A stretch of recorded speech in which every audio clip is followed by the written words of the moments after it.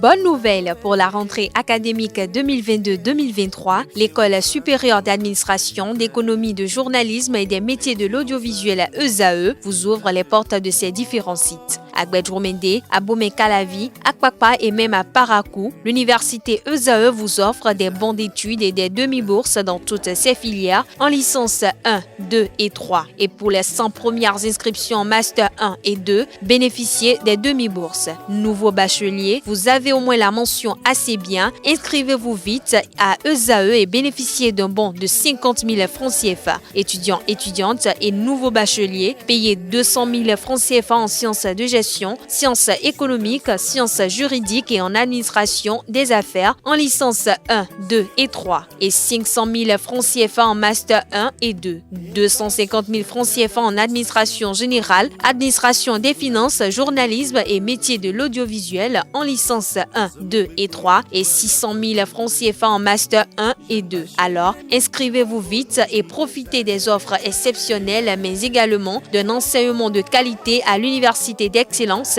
ESAE. Infoline 90 93 65 21 ou le 98 98 14 00. ESAE, l'excellence à un nom.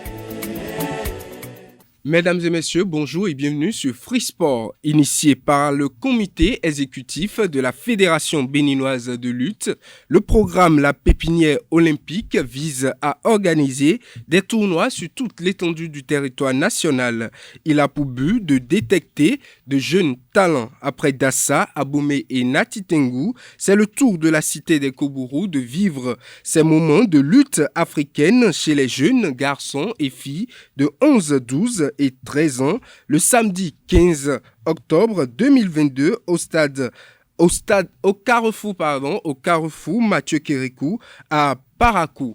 Carrefour qui rend hommage au président de la République décédé il y a 7 ans, le général Mathieu Kérékou. Football à présent, la sélection olympique du Bénin s'avance à grands pas dans les préparations du match aller face au Soudan à Khartoum, comptant pour le deuxième tour des éliminatoires de la Coupe d'Afrique des Nations U23 Maroc 2023. Hier jeudi, comme du grand classique, c'est l'échauffement, la mise en route et plusieurs autres activités dont la conservation de la balle. Une séance intéressante avec moins de déchets techniques, du rythme, de l'intensité, le tout devant sous le regard du sélectionneur national Bruno Adoula. La prochaine séance des Jaunes est pour ce vendredi au stade Charles de Gaulle de Porto Novo.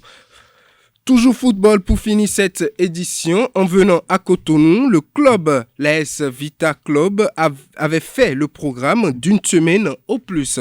Mais depuis début octobre, le club de Kinshasa est toujours au Bénin car le match aller du deuxième tour de la Ligue des champions de la Coupe de la Confédération africaine de football contre Rika Diogo, prévu initialement pour le 7 octobre, n'a pas eu lieu. En effet, les Faucons avaient écrit à la Confédération africaine de football pour demander le report d'une semaine en raison de la situation socio-politique au niveau du Burkina Faso. La Confédération africaine de football a accepté le report pour le 16 octobre. Ceci a donc engendré des dépenses supplémentaires au club AS Vita qui n'avait pas fait le programme. Le club a donc saisi la Confédération africaine de football pour se faire rembourser les frais de séjour consécutifs au report. En attendant que l'instance se prononce sur la question, les deux équipes vont se retrouver au stade Général Mathieu Kérékou de Cotonou le dimanche 16 octobre